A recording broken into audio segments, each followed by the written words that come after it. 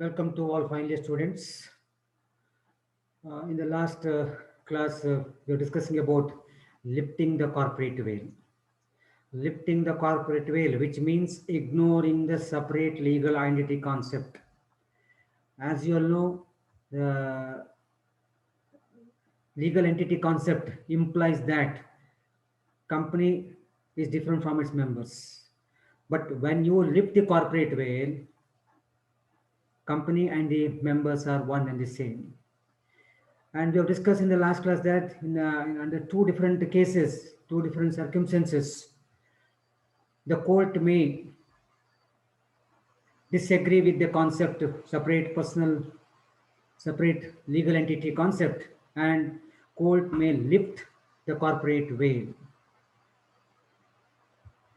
And we also noted that under two different circumstances. Number one is in case of judicial direction, discretions, and the second one is, in case of under statutory provisions, the court may lift or court may ignore the separate legal entity concept. And under the first main point, that is under the judicial discretion, there are 10 points, and we have discussed 3 points in the last class. So we'll continue the fourth point onwards in today's class, and we'll also discuss uh, under the second main point, that is under the statutory provisions.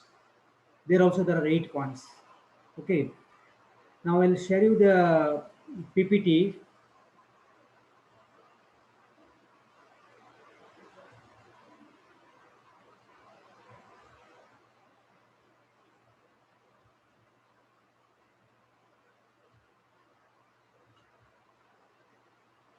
Hope you can see PPT. Yeah. The fourth point is company acting as agent or trustee of shareholders. So as per this point, where a company acts as the agent or trustee of its shareholders or of another company under an explicit or implied agreement, the shareholders will be held liable for the acts of the company. Here reference is there, case reference is there, RG Films Limited. This case was held in the year 1953. In this case, American company, an American company produced a film called Monsoon. Produced a film called Monsoon in India. So name of the film is Monsoon. The film was produced in India. Who has produced it? An American company. Okay.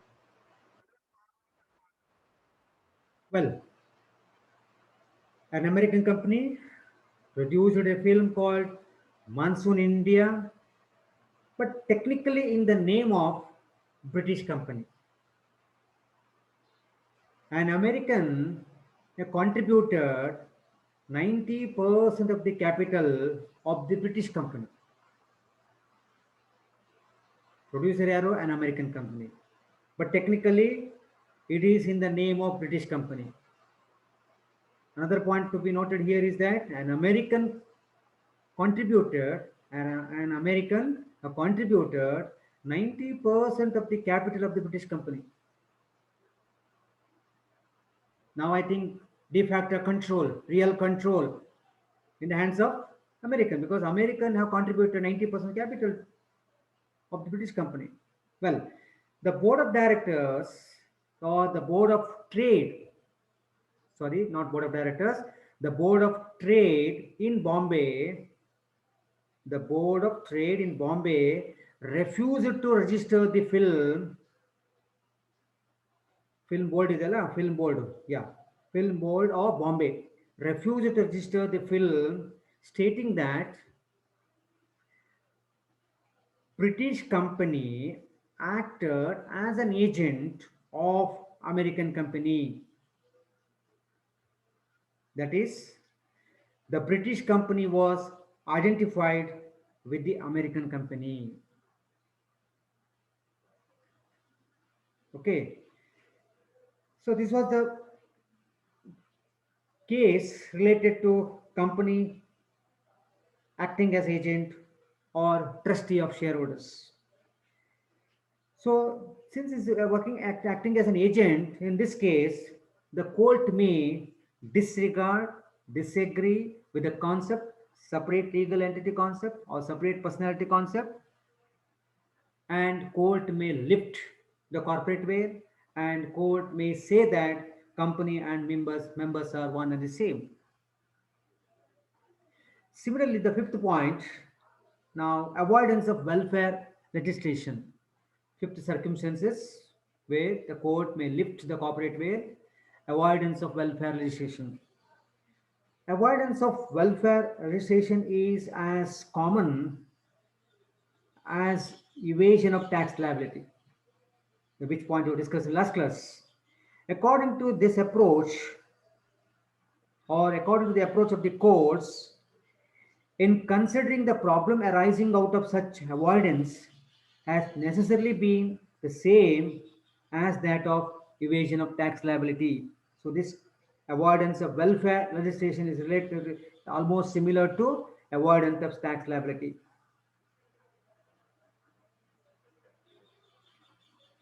Here also there is a reference case, Associated Rubber Industry Limited. In this case was held in the year 1986. In this case, a new company was created fully owned by the principal company.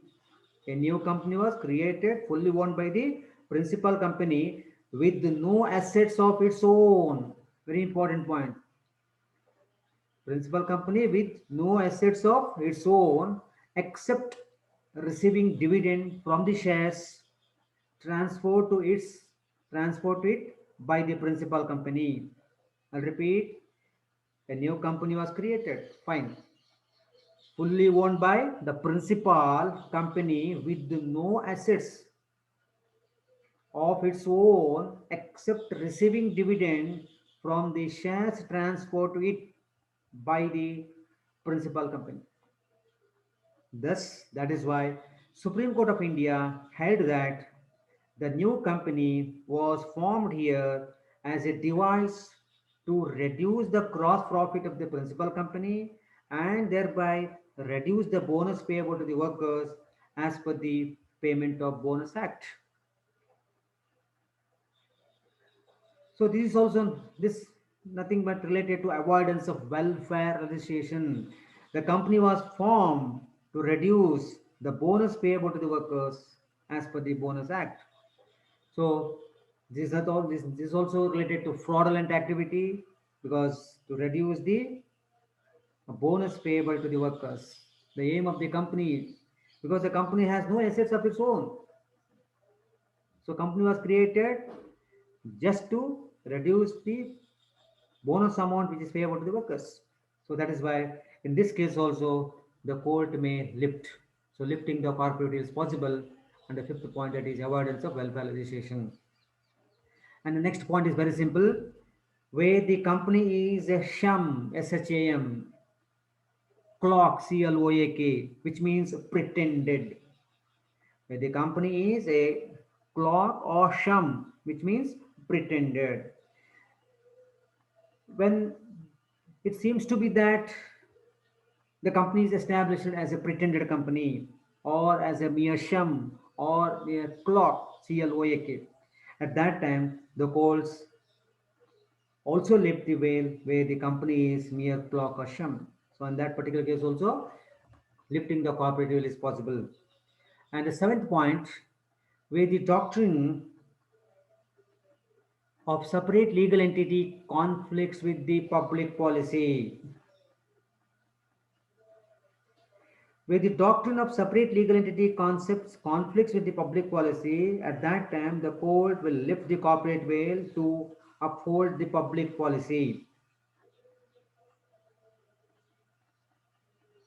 Okay.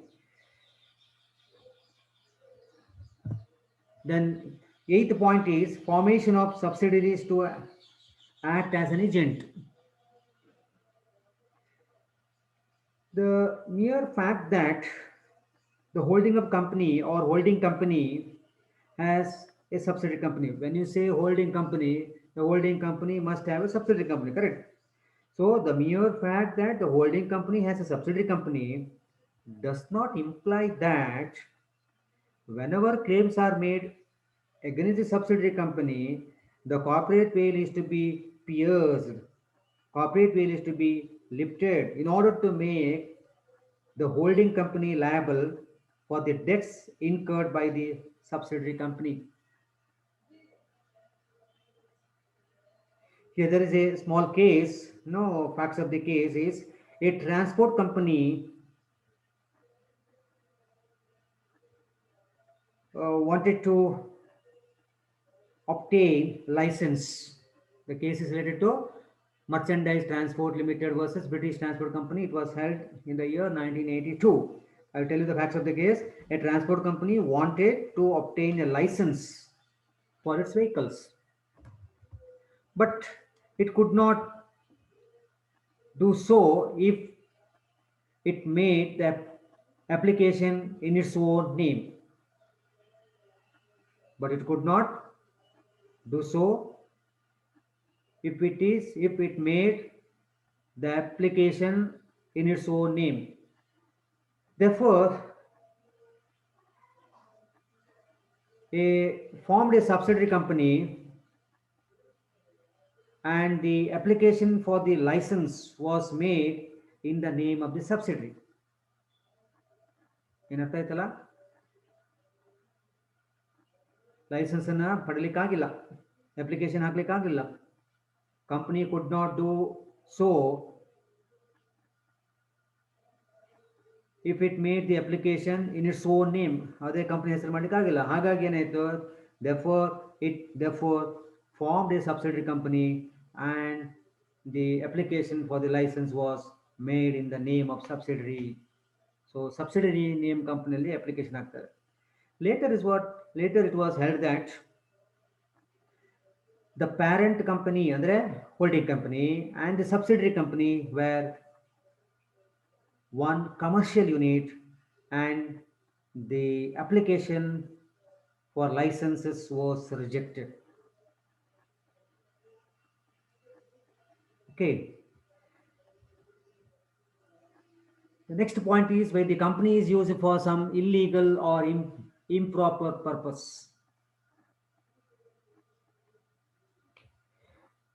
The courts have shown themselves willing to lift the corporate veil where device of incorporation is used for some illegal or improper purpose. Where the company has started, after registration, company has started some illegal or improper purpose by deviating the original purpose, by deviating with the original object. At that time, court have shown themselves willingness to lift the corporate veil. So avaglu sir company, the court can lift the corporate veil. And the last 10th point under the main heading, that is lifting the corporate veil under judicial direction or judicial discretion. Judicial discretion for determining of technical competency of the company.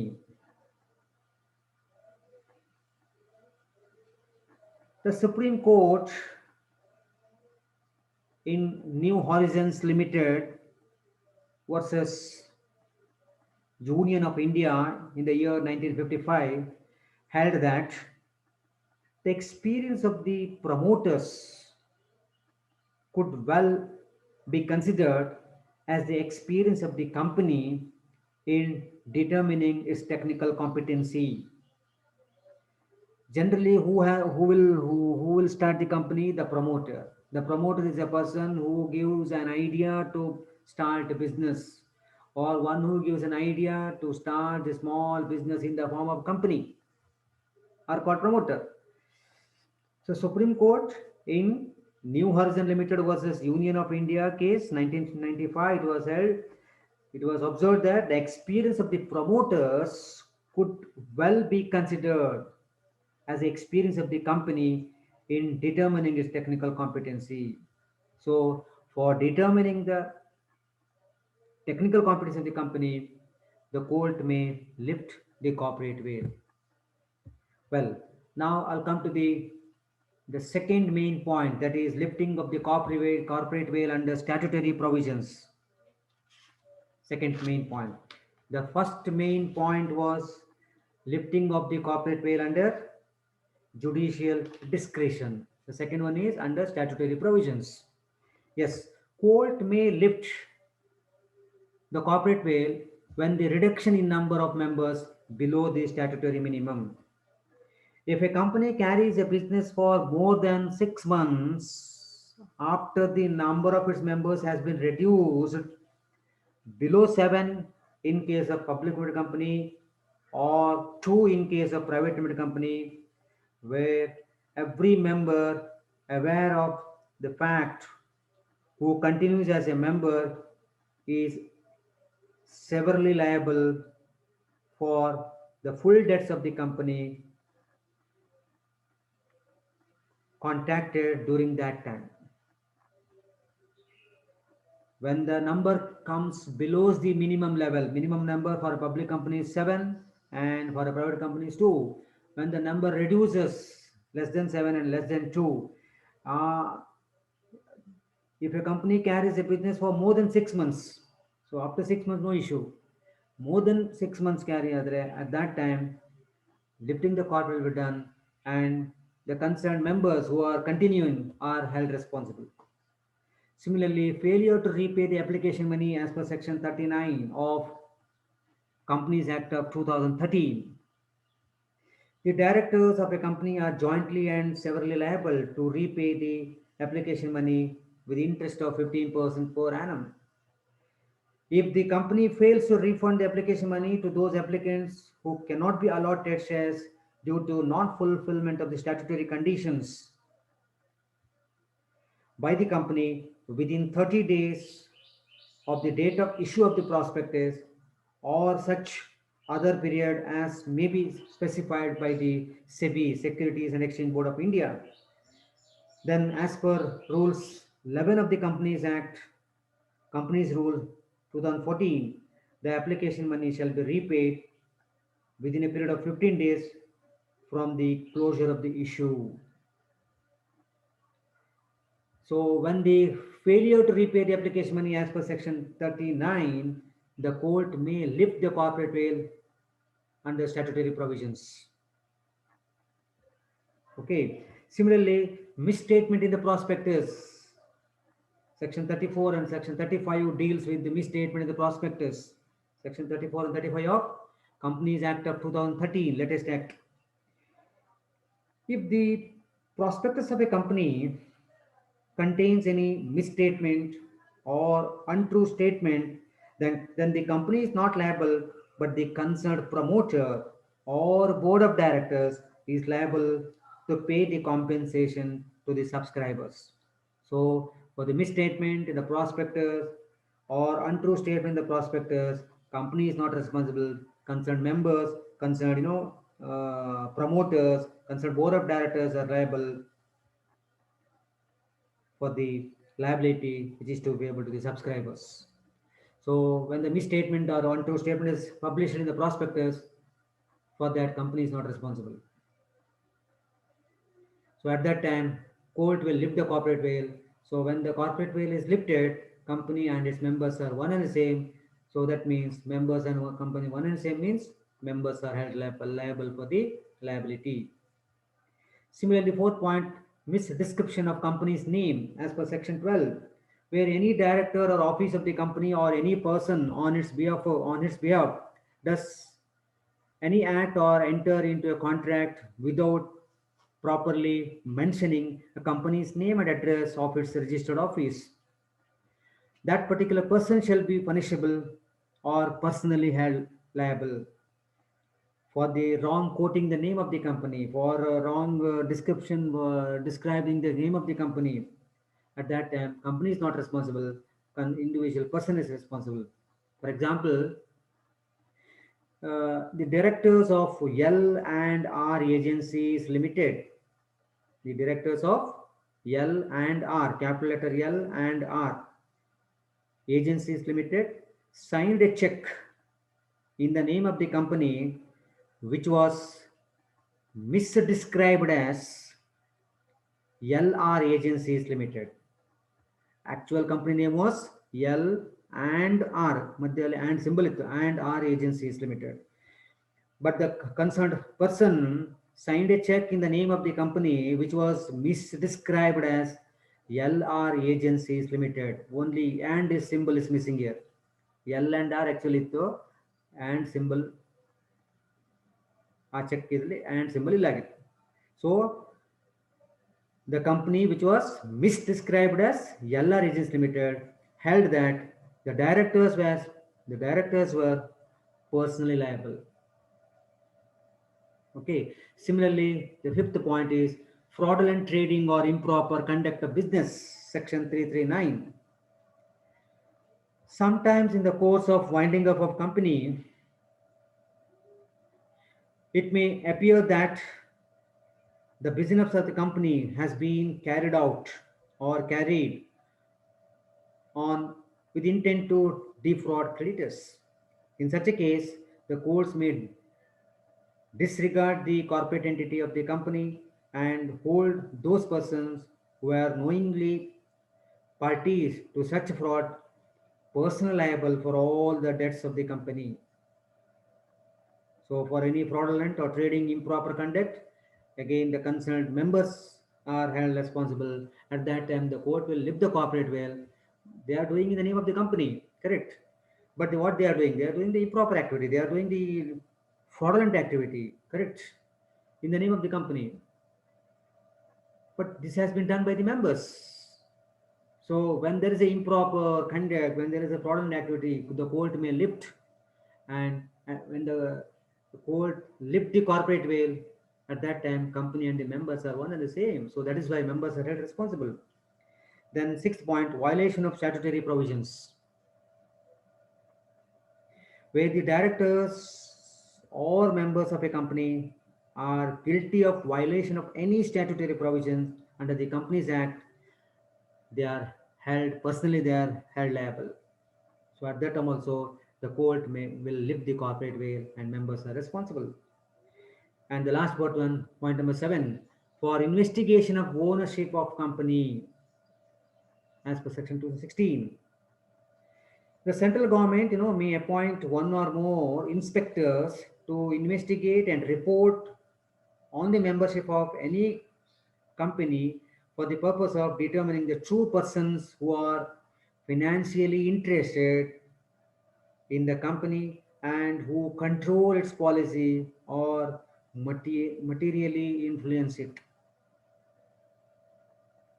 So for the purpose of investigation of ownership of a company, at that time also the court may lift and looking into the reality of the company, what is going on behind the screen or in the name of the company, the court may lift as per section 216.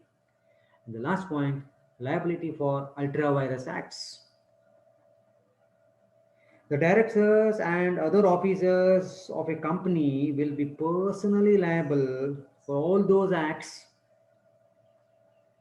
which they have done on behalf of the company if the same are ultra vires of the company.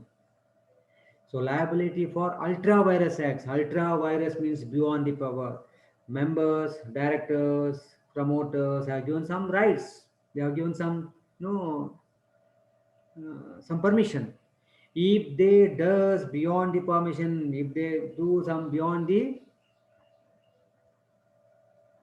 permission given, beyond the framework, at that time the concerned persons are held personally liable. So ultra vires means beyond the power. If the members, if the directors or any officers who does the work beyond the powers, ಅವರಿಗೆ ಕೊಟ್ಟ ಪವರ್ಗಿಂತ ಜಾಸ್ತಿ ಕೆಲಸ ಮಾಡಿದರೆ ಆಗ ಅವರು personal liable. Court at that time court will lift the corporate veil and company, when you lift the corporate veil, company and the member are one and same. So So at that time, members are held personal liable. So being an officer, being a promoter, being a director of the company, he should act within the limitation, within the power given to him, within the work assigned to him. Beyond that, he can't. Beyond matter, ultra virus. Ultra virus means beyond the power. Okay. Here there is a small case, Weeks versus Propert. It was held in the year 1873. The directors of a railway company which had fully exhausted its borrowing powers advertised for money to be lent on the security of debentures. I'll repeat, the directors of a railway company which had fully exhausted its borrowing powers, fully exhausted means borrowing power ಮುಗೀತು, correct? Which had fully exhausted its borrowing power ಮುಗ್ದಾಗಿದೆ. ಆದರೂ ಸಹ they advertised for money to be lent on the securities of debenture. W lent 500 upon the faith of the advertisement and received for a debenture.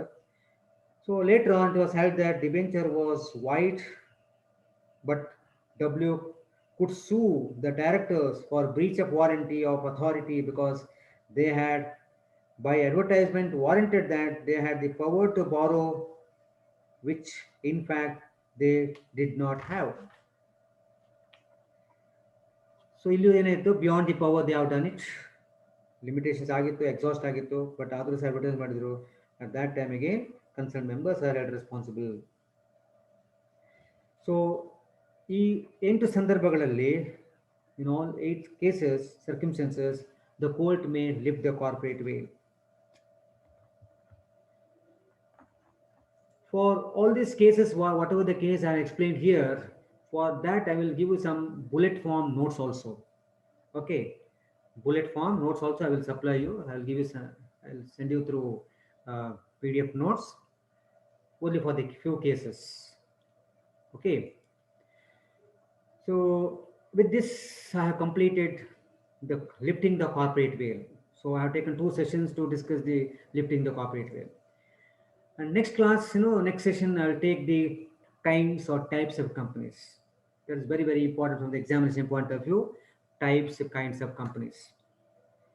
In that chapter, you will get part A question, 6-mark question, 12-mark question, even 24-mark question. Okay.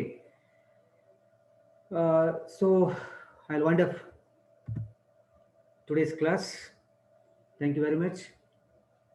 We'll meet you in the next session, and in the next session I'll be taking the new chapter called types or kinds or classification of companies. Thank you.